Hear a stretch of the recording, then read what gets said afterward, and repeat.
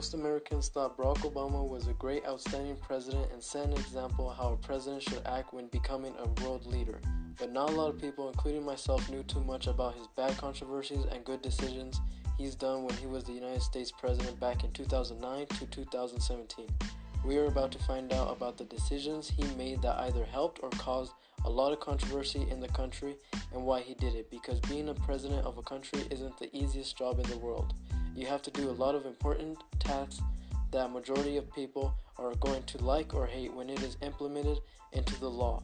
Also, there is a diverse group of people in politics that divides us into multiple separate sides, and the President of the United States has a lot of influence in doing that.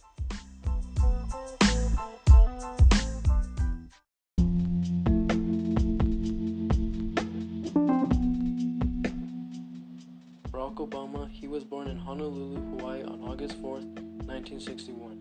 He later moved to Chicago as an adult to work as a community organizer. Over there, then he became an American attorney and politician who served as the 44th President of the United States from 2009 to 2017. He is a member of the Democratic Party, and he was the first ever African American to be elected to the presidency. He previously served as a U.S. Senator from Illinois from 2005 to 2008 before running for president. As the first African American elected president of the United States, Barack Obama is a charismatic, professional, and caring guy. He became a pivotal figure in American history even before his inauguration. But after winning a second term in 2012, his achievements in office have made him one of the most transformative presidents of the past 100 years. He took office with the country in uncertainty and led it through the Great Recession, 2 deadly wars, civil unrest, and changing cultural demographics. In the 2008 campaign, he called for change.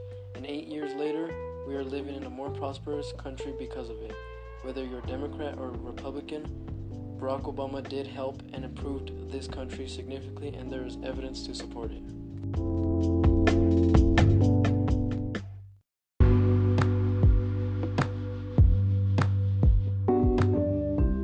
There was a lot of backlash from Obamacare, but here are the reasons why it helped a lot of families in America with this law being passed. The biggest benefit of Obamacare that he implemented in 2010 is that it slows the rise of healthcare costs. It does this by providing insurance for millions and making preventive care free. This means people receive treatment before they need expensive emergency room services.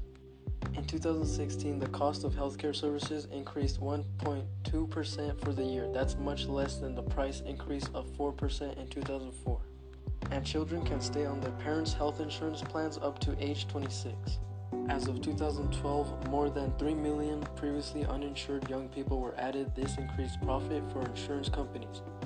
They receive more premiums from these healthy individuals. Also, it requires all insurance plans to cover 10 essential health benefits. These include treatment for mental health, addiction, being sick, and chronic diseases. Without these services, many patients would wind up in the emergency room. Those costs are passed on to Medicaid and therefore the taxpayer. It lowers the budget deficit by $143 billion by 2002, according to the Congressional Budget Office. It does this in 3 ways. First, it reduces the government's healthcare costs. Second, it raises taxes on some businesses and higher income families. Third, it shifts cost burdens to healthcare providers and pharmaceutical companies. Also, it provides subsidies for middle-income families. It expands Medicaid to more low-income people. Also, it helps small businesses offer health insurance. Obamacare was designed to both lower healthcare costs and provide better healthcare for society as a whole. Healthcare needed these reforms because it was becoming too expensive for consumers. It was also devouring most of the U.S. federal budget, and it's a common myth that Obamacare increased healthcare costs. Republicans most likely made that myth up to blame him for it. But in reality, Obamacare has reduced the rise in healthcare costs. It does this in 2 ways. First, it allows parents to add their children to age 26. As a result, more young, healthy people pay premiums but don't use the system. That adds to health insurance companies' profits. They can pass these savings on to customers, and Medicaid expansion allows the poor to get treatment for their chronic illnesses before they need the emergency room. Under Obamacare, some received preventive care for the first time. Prior to 2010, many of them were forced to use emergency rooms as their primary care. Hospitals passed those costs on to Medicaid and consumers. Keeping poor people out of the emergency room keeps healthcare costs lower for everyone.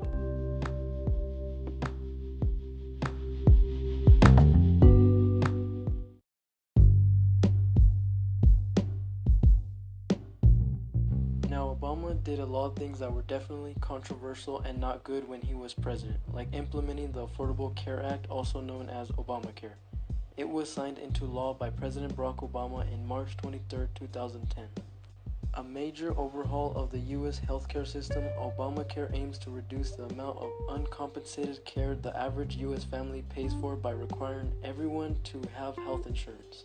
But if they didn't sign up for it, they would have to pay a tax penalty, which 54% of Americans opposed it.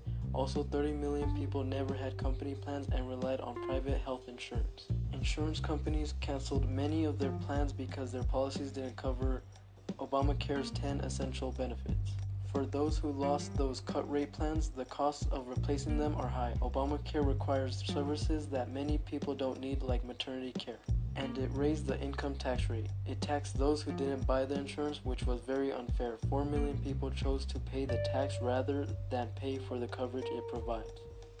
The Congressional Budget Office estimated they paid $54 billion in taxes from Obamacare. And pharmaceutical companies had to pay extra for its new benefits and policies that was established and more advanced medicine that were expensive. Pharmaceutical companies pay an extra $84.8 billion in fees between 2013 and 2023. That pays for the new stuff they got, like advanced medicine, medical devices, new equipment, and more technology devices in Medicare. Drug costs could rise if the company passes this on to consumers by taxing them. In 2013, Obamacare raised the income tax rate for 1 million individuals with incomes above $200,000. It also raised taxes for 4 million couples filing joint returns on incomes exceeding $250,000. The rate increased from 1.45% to 2.35% on income above the threshold. They also pay an additional 3.8% Medicare tax. That applies to the lesser of income from dividends, capital gains, rent, and royalties, or income above the threshold.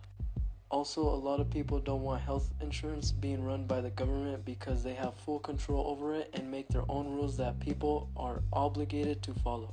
And if they don't, then they are punished for it, like paying lots of taxes, which sounds like it has too much authority over the American people and causes a huge problem.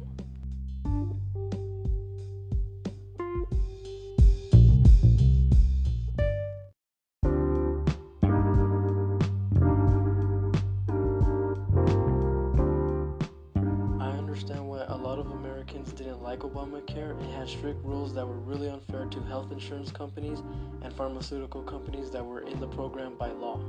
And the consequences for the people who didn't sign up for it, that had to pay lots of taxes in order to pay for the program and make it possible, which a lot of rich individuals didn't agree with because they don't want to pay for someone else's health insurance through taxes taken away from their paychecks. There are some people who rather find a different health insurance company that they are happy with having because of the rules and policies Obamacare has that some didn't like, so they chose a different company that with rules and benefits they did like.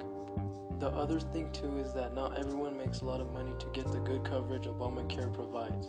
But at the same time, he did it with good intent, to make sure every single American has health insurance because he cares about his people. It's just there was a ton of backlash implementing it because there were pros and cons to it that not a lot of people knew about, and complained after knowing what it could do to insurance companies and the economy of the United States in the long term.